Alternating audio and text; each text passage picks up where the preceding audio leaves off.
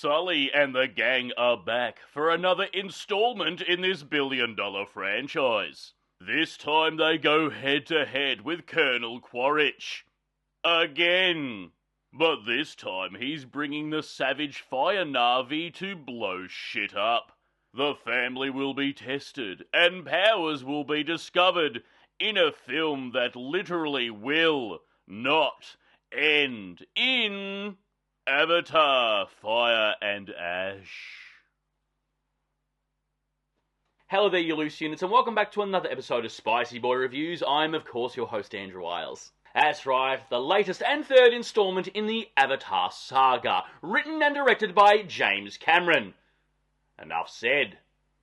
This third installment is totally different from the last two films. We meet again Sully and his family, who are struggling with the grief of the loss of older brother Neteyam.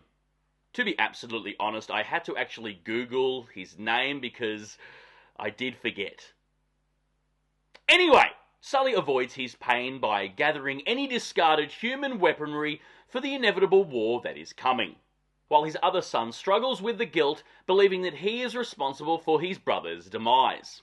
And Neytiri has no fucks to give, aimlessly wandering around in a catatonic state.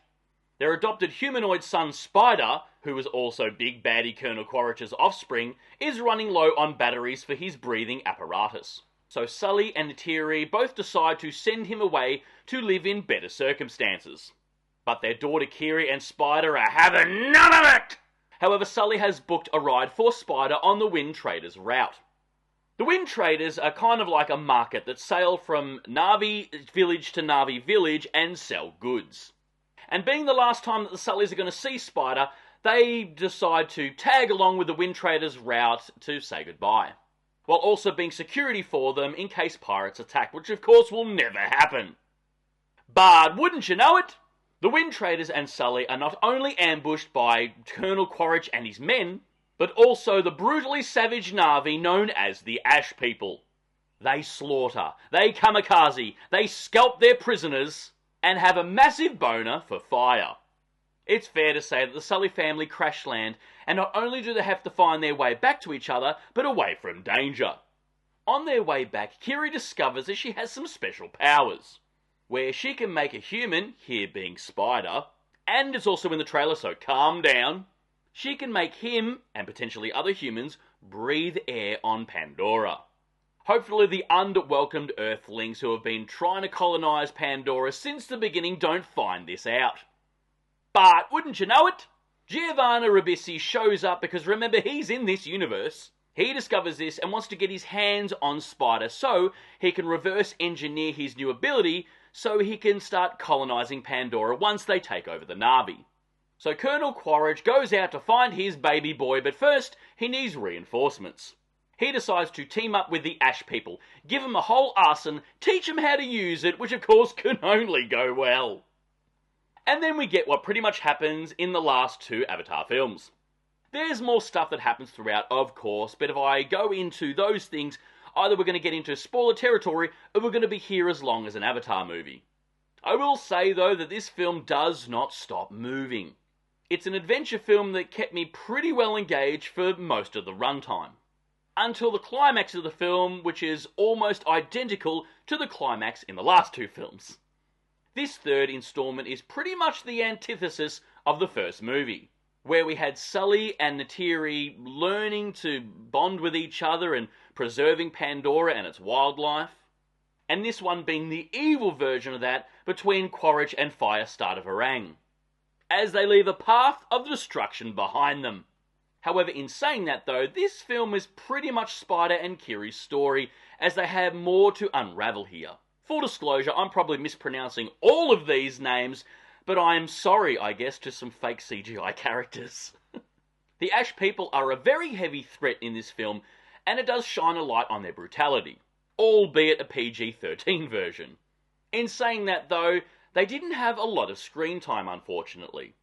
Yet again, Pandora and the wildlife all look absolutely amazing on screen here, and we are once again treated to a blue CGI bukkake party.